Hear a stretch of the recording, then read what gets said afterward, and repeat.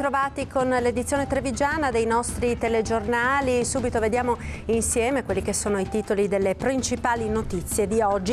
Il voto alla Camera su Cosentino riapre lo scontro tra Maroniani ed il cerchio magico di Umberto Bossi. Gentilini furioso, vanno espulsi i leghisti che hanno detto di no all'arresto.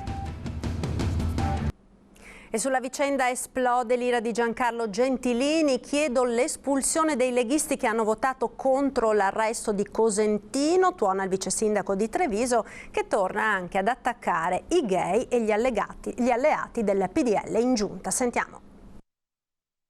Io dico che è una vergogna che alcuni leghisti abbiano votato a favore e quindi io sono d'accordo con Maroni e con Salvini. E chiedo che questi elementi che hanno votato a favore della mafia vengano espulsi dalla Lega. E anche a Bossi dico che i problemi di coscienza sono propri del Papa, ma non di un combattente leghista.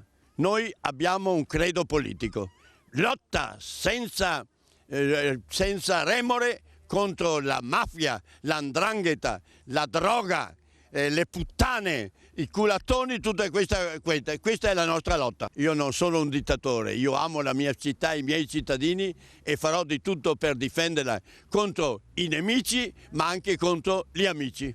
Se Mauro dice che io sono retrogrado, allora lui è ancora un pulcino bagnato e ha bisogno di una chioccia che lo riscaldi. Ma forse la chioccia di Berlusconi ha perso ormai le penne.